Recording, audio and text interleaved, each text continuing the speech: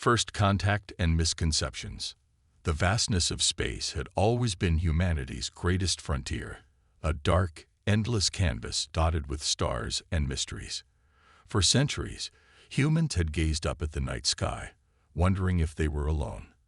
When they finally launched beyond their solar system, they discovered they weren't.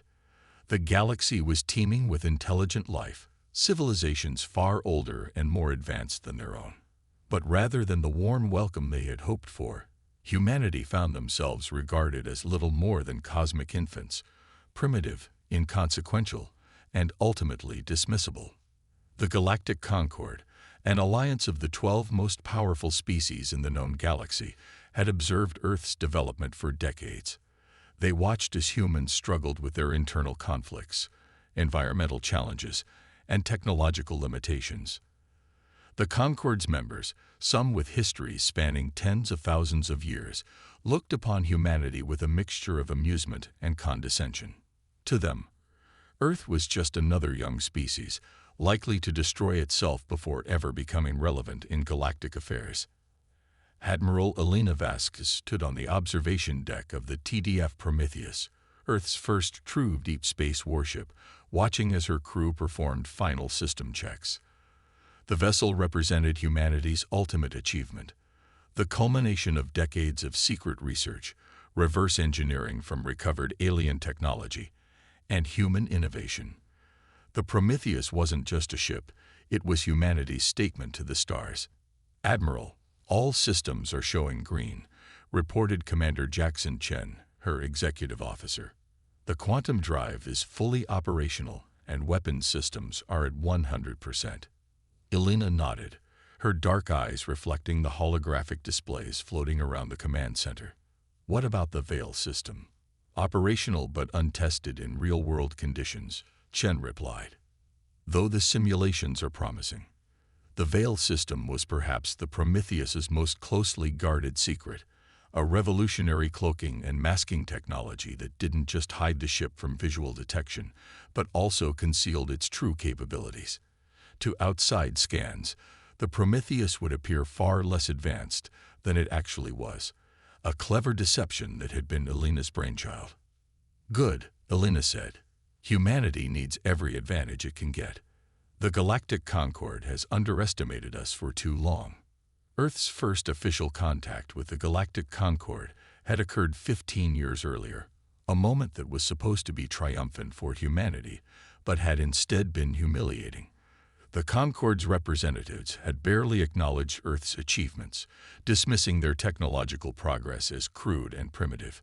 They had offered guidance that came with strings attached, restrictions on development, territorial limitations, and resource quotas. Humanity would be allowed to join the galactic community, but only as servants, not equals. Earth's united government, the Terran Alliance, had outwardly accepted these terms, while secretly accelerating their military and technological development. The Prometheus was the culmination of this hidden effort, a vessel designed to protect Earth's independence if diplomacy failed. "Admiral, we're receiving a transmission from Terran Command," Chen reported. "The Aldarian delegation is requesting a diplomatic meeting. They're sending a representative ship to these coordinates." Elena's expression darkened. Of all the Concord species, the Aldarians were perhaps the most dismissive of humanity. Tall, slender beings with iridescent skin and eyes that reflected the evolutionary advantage of a binary star system, they wielded tremendous influence within the Concord. They were also known for their technological supremacy and their belief that younger species should know their place. "Informed command will be ready," Elena said. "And Chen, activate the Veil. Let's show our guests exactly what they expect to see. Nothing more, nothing less."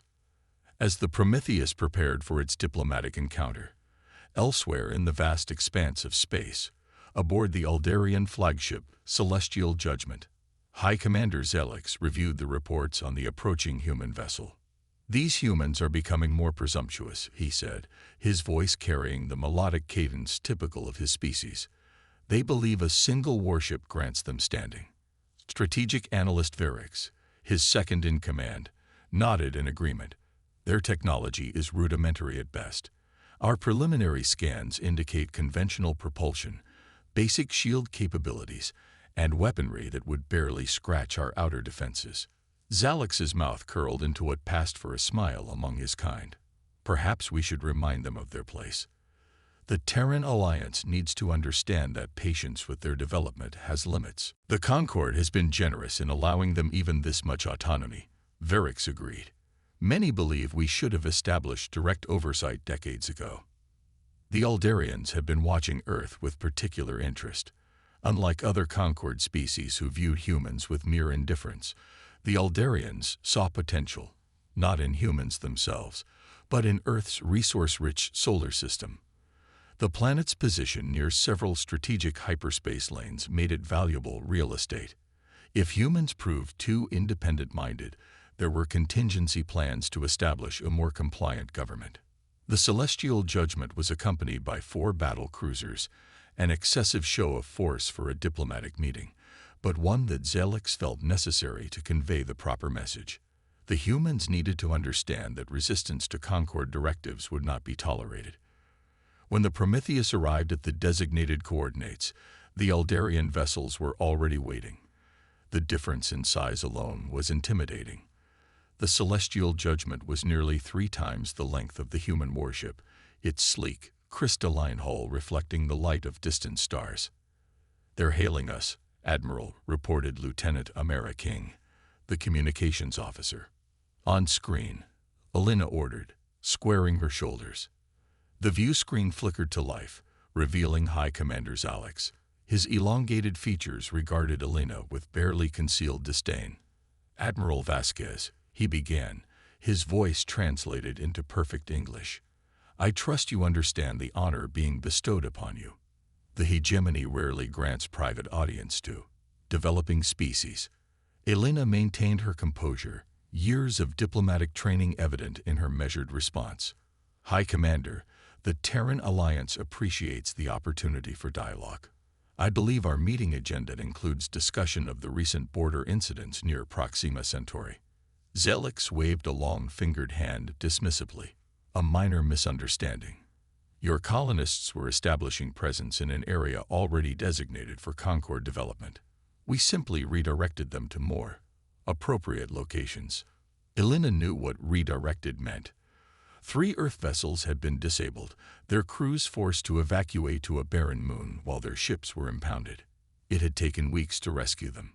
The Terran Alliance considers Proxima Centauri to be within humanity's sovereign territory, Alina said firmly, as outlined in the settlement agreement of 2156. Zalix's eyes narrowed. Agreements evolve as circumstances change. "Admiral, the Concord has determined that Proxima Centauri holds resources vital to galactic stability. Your understanding of this matter would be appreciated." The implied threat was clear. The Aldarians weren't requesting. They were informing. "I'll convey your position to Terran Command," Alina replied diplomatically. "However, I must emphasize that Earth considers its colonial rights non-negotiable." Zalix studied her for a moment, then said, "Perhaps we should continue this discussion in person. I invite you to shuttle across to the Celestial Judgment. A proper diplomatic environment might foster better understanding." Alina recognized the tactic. Removing her from her command center would place her at a psychological disadvantage. "I appreciate the invitation, but protocol dictates that as the hosting vessel, the Prometheus would be the appropriate venue." A flicker of annoyance crossed Zalix's features. "Very well. I shall grace your vessel with my presence in 1 hour. I trust your accommodations will be adequate." The transmission ended, and Alina let out a breath she hadn't realized she was holding. "They're scanning us," Chen reported. "Standard protocols, but they're being thorough." "Let the veil do its work," Alina replied. "Show them exactly what they expect. Nothing more." The veil system was already operating at full capacity, presenting the Aldarians with sensor readings that confirmed their preconceptions. Conventional fusion drives, basic defensive shields, and weapon systems that, while respectable for a young species, posed no threat to advanced Concord vessels.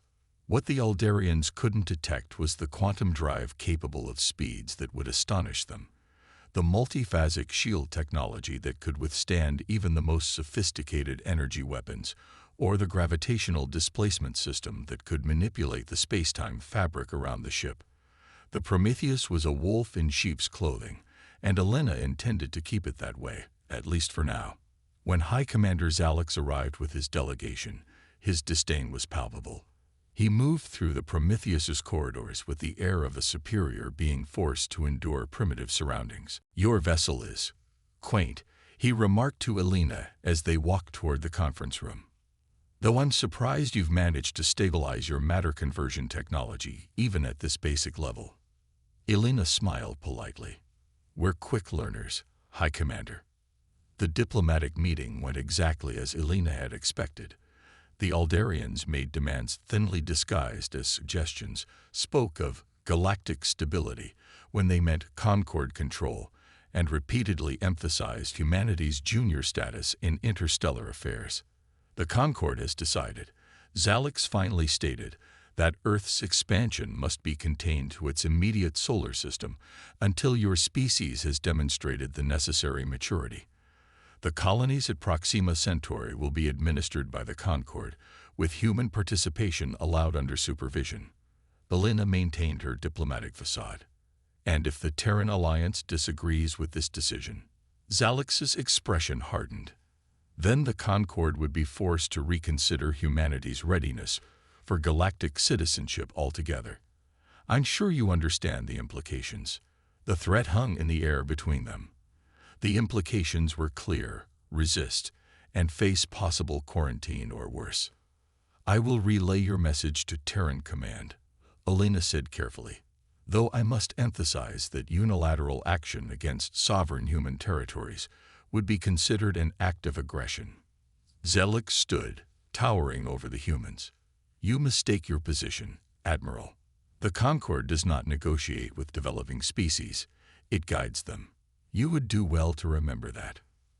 After the Aldarians departed, Elena received an encrypted transmission from Terran Command. "Containage, HFY Stories authorized. Proceed at your discretion." Elena looked at Chen, her expression grim. "They're going to make an example of us. Prepare the ship for combat scenarios. Maintain the veil until my command." Sure enough, within hours, the Aldarian vessels had taken up positions around the Prometheus, effectively surrounding it. "They're hailing us again," reported Lieutenant King. Elena nodded. On screen, Zalix's face appeared, no longer maintaining even the pretense of diplomatic courtesy. "Admiral Vasquez, the Concord has determined that humanity requires more direct guidance. Your vessel will power down all systems and prepare to be boarded. A Concord Oversight Committee will be established on Earth to ensure compliance with galactic regulations." Elena's voice was calm, betraying none of the anger she felt. "And if we refuse?" Zalix's expression was cold. "Then your vessel will be disabled, and the Oversight Committee will be established regardless. The choice is yours, Admiral. Comply with dignity or be compelled by force." Elena's eyes locked with his. "We'll need time to consider your proposal." "You have 1 hour," Zalix replied before terminating the transmission. "Tactical assessment?" Elena asked, turning to her weapons officer. Lieutenant Commander Razadilier shook his head. 5 against 1, and they outgun us severely. At least, that's what they believe. With the veil active, they think our shields and weapons are generations behind theirs." Elena smiled grimly. "And what's the reality?" "Even odds at worst," Delir replied. "The Prometheus was built to fight outside its weight class." Elena looked around at her crew, men and women who represented humanity's finest. "The Aldarians have scanned our ship and believe they know what we're capable of. They're about to learn how dangerous assumptions can be." As the deadline approached, the Prometheus's true capabilities remained hidden behind the veil. The Aldarians had no idea what they were truly facing, or that humanity had been preparing for this confrontation for years. "All hands, battle stations," Elena ordered. It's time to show the galaxy what humanity is really made of. The Aldarian vessels tightened their formation around the Prometheus, preparing to enforce their ultimatum. What they didn't realize was that they weren't facing a primitive warship commanded by a species that would meekly accept subjugation. They were facing humanity, resourceful, determined, and infinitely more dangerous than they could possibly imagine. Revelations and reckoning. As the deadline approached, High Commander Zalix stood on the command deck of the Celestial Judgment, watching the holographic display of the human warship. His confidence was absolute. The Aldarian fleet had successfully contained far more advanced species in the past. These humans, barely a century into their interstellar development, posed no significant challenge. "Begin another deep scan," Zalix ordered. "I want to know every weakness in their defenses before we disable them." Strategic analyst Verix complied, initiating the Aldarians' most sophisticated scanning technology, capable of penetrating almost any known shielding. The scan would map every system, every power conduit, and every potential vulnerability of the human vessel. "Scan commencing, High Commander." "Results will be available in..." Verix's voice faltered as the first readings appeared on his console. He frowned, tapping the controls again. "This cannot be correct." Zalix turned, irritation flashing across his features. "Explain." "The readings. They're changing," Verix said, confusion evident in his voice. "The initial scan showed conventional systems, but the deeper scan is revealing something else entirely." On the Prometheus, Elena watched the countdown timer. "They're scanning us again," Commander Chen reported. "This time they're using their penetrating frequencies." "Perfect," Elena replied. "Disengage the veil on my mark." 3, 2, 1, mark. Throughout the Prometheus, systems that had been masked suddenly revealed themselves to the Aldarian scanners. It was like a veil being lifted, exposing the true nature of the human warship. On the Celestial Judgment, alarms began to sound as the scan results flooded in. Verix's eyes widened in disbelief. "High Commander, the human vessel. It's not what we thought. The power readings are impossible." Zalix moved swiftly to the console, his composure slipping as he studied the data. "This cannot be. Their drive system, is that a quantum displacement matrix? And those weapon emplacements, they're phase-shifted antimatter projectors." The human ship was hiding its true capabilities, Verix said, his voice barely above a whisper. "Everything we detected before was a deception." Zalix's mind raced. Quantum displacement was technology that even the Aldarians were still perfecting. Phase-shifted antimatter weaponry was theoretical in Concord research circles. The implications were staggering. Either the humans had made technological leaps that should have taken centuries, or they've had help, Zalix hissed. Some faction within the Concord must have provided them with advanced technology. But even as he said it, Zalix knew it wasn't true. The design signatures were uniquely human, ingenious adaptations and innovations that bore the unmistakable mark of human thinking. They hadn't copied advanced technology.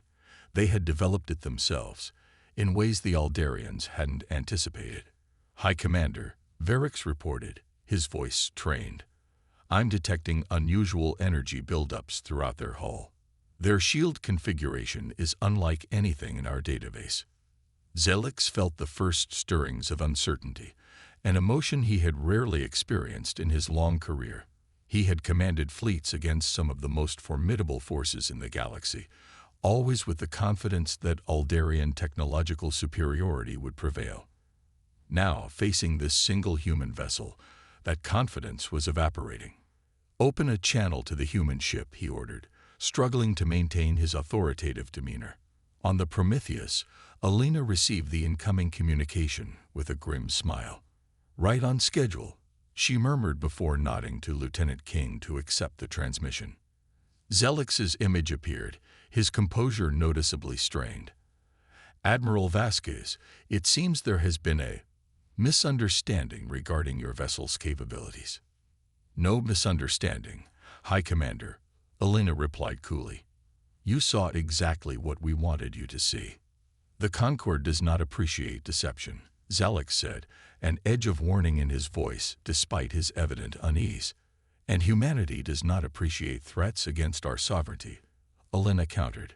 The Prometheus represents a new chapter in human development, one where we will no longer be dismissed or dictated to. Zalix's eyes narrowed. Impressive as your vessel may be, Admiral, you are still outnumbered.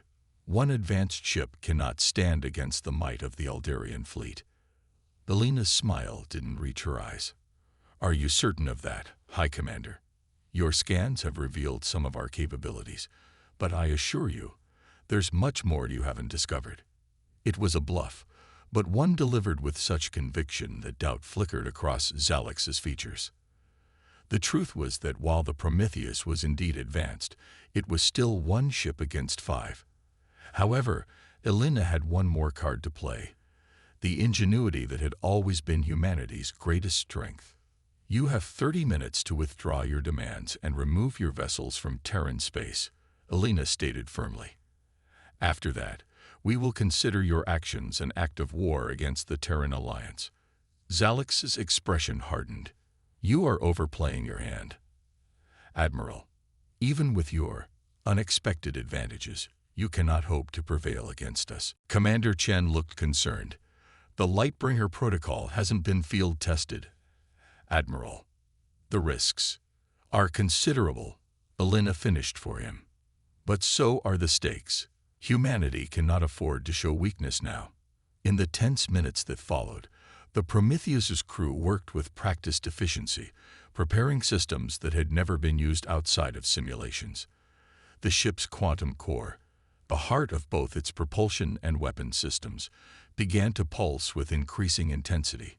On the Celestial Judgment, the Eldarian command staff was in disarray. The scan data had been distributed to their top analysts, who were struggling to make sense of the human vessel's capabilities. Their power generation exceeds our models by a factor of 3, reported the chief engineer. And their shield harmonics are shifting in patterns our weapons may not be able to penetrate effectively. Their weapons? Zalix demanded. Theoretically capable of bypassing our primary defenses, came the disturbing reply. Our simulations suggest they could disable or destroy 2 of our vessels before we overwhelm them. 2 ships, out of 5, against a single human vessel. It was unprecedented in Zalix's experience. Even species with centuries more development than humanity had fallen quickly to Eldarian military superiority. They're bluffing, Zalix decided, though without his earlier certainty. They revealed their capabilities to intimidate us, hoping we would withdraw without conflict. And if they're not bluffing? Varix asked quietly. Then we will still prevail through superior numbers and experience, Zalix stated. Prepare all ships for coordinated attack pattern Epsilon. Target their propulsion systems first. I want that ship disabled, not destroyed. As the Eldarian fleet moved into attack formation, Elena watched the tactical display with practiced calm. They're positioning for a standard containment assault, Lieutenant Commander Delir reported. Targeting solutions suggest they'll focus on our engines. Elena nodded. Predictable. They want to capture the Prometheus intact. Study our technology. Lightbringer is ready, Admiral, Chen reported. On your command. Elena took a deep breath. What they were about to attempt had never been done before. A theoretical application of quantum physics that had emerged from Earth's best scientific minds, working in concert with the practical needs of space combat. All hands, secure for Lightbringer protocol, she ordered. Throughout the Prometheus, crew members braced themselves for what was to come. The Eldarian vessels launched their attack simultaneously, a precisely coordinated barrage of energy weapons designed to overwhelm and disable the human ship's engines. Under normal circumstances, even with advanced shielding, such an assault would have been devastating. But these were not normal circumstances. Execute Lightbringer, Elena commanded.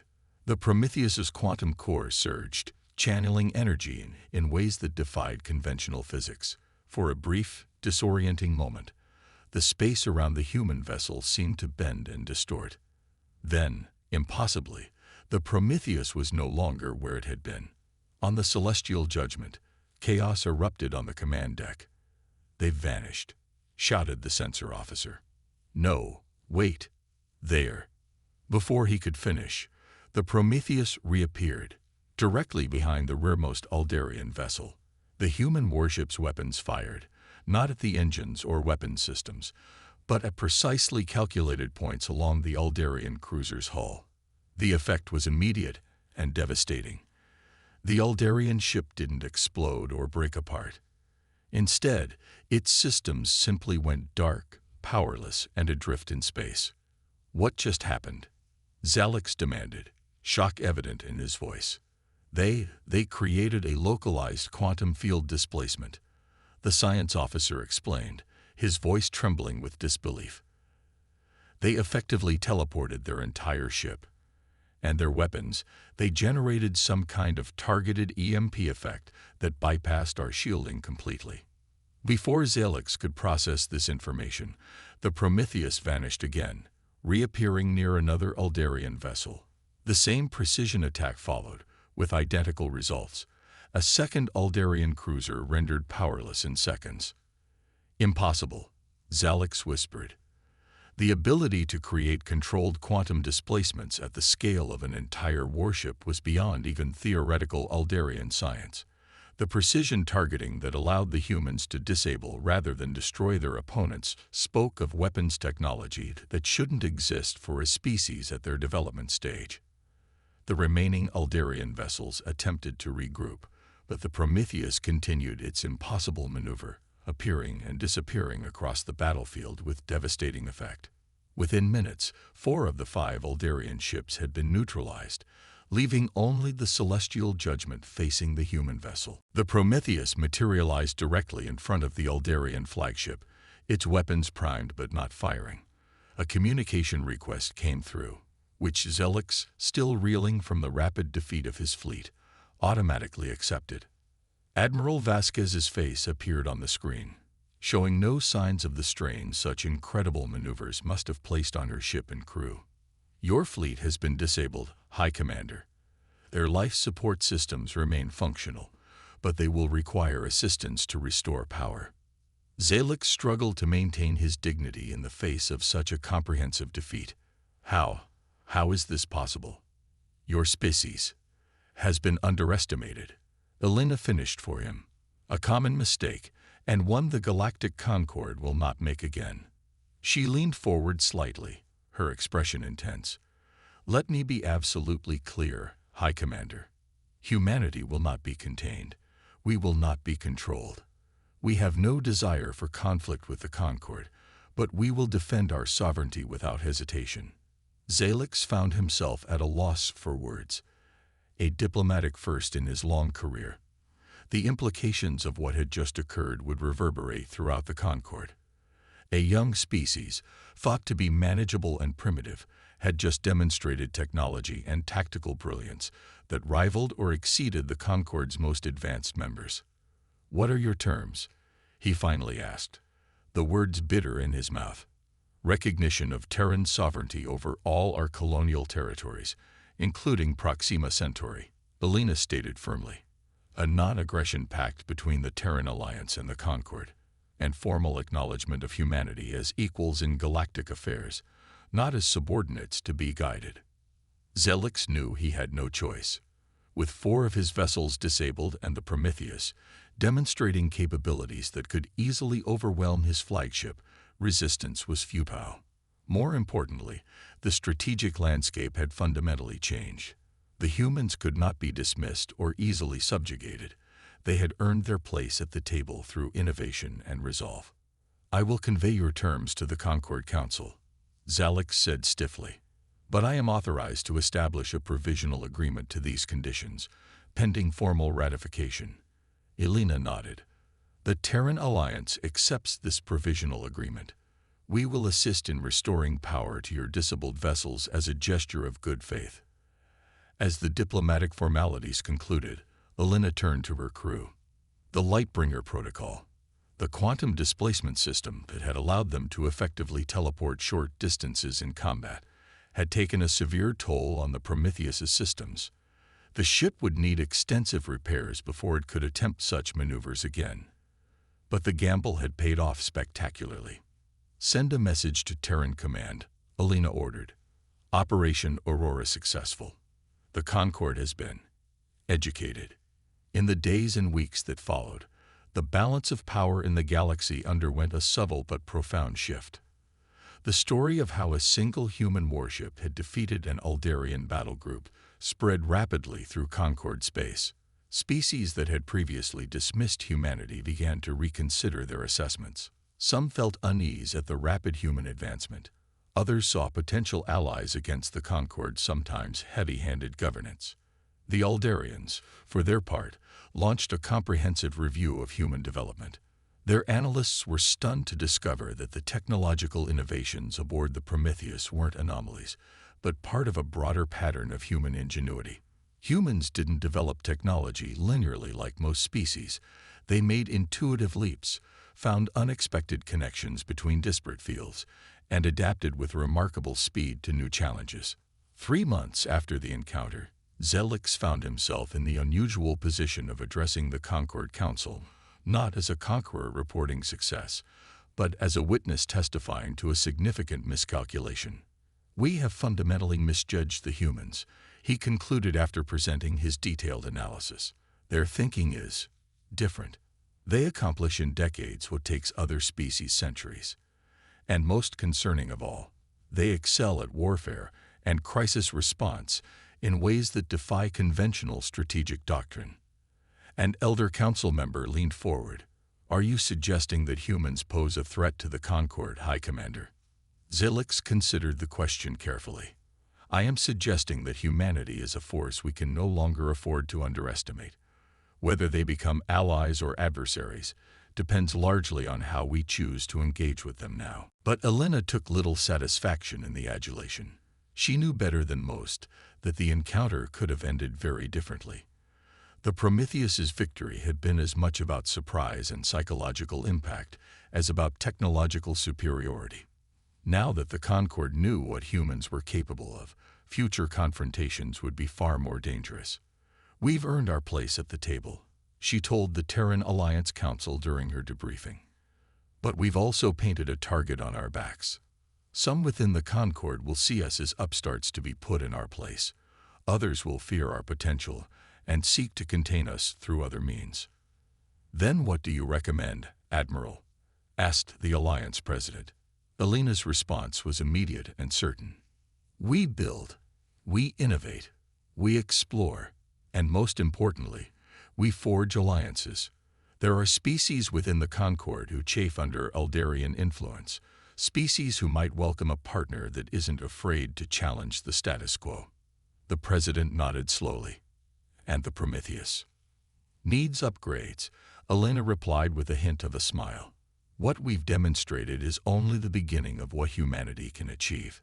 6 months later, as the Prometheus prepared for its next mission, this time as an official diplomatic vessel of the newly recognized Terran Alliance, Alina stood once again on the observation deck, watching the stars. The galaxy had changed because humans had refused to accept limitations imposed by others. They had demonstrated a truth that the Concorde was still struggling to accept. Never underestimate a species that had spent its entire history overcoming impossible odds. As the Prometheus's quantum drive engaged, sending the ship streaking toward distant stars, Alina reflected on the message they had sent to the galaxy. Humanity was ready to take its place among the stars, not as subordinates, but as equals. Not through aggression, but through ingenuity and determination. The Aldarians had scanned a human warship and discovered something that shattered their beliefs. They had discovered humanity's indomitable spirit, the one force in the universe that could never be accurately measured or predicted. And in doing so, they had learned the lesson that countless others throughout human history had learned before them. Never tell humans what they cannot do. They'll prove you wrong every time.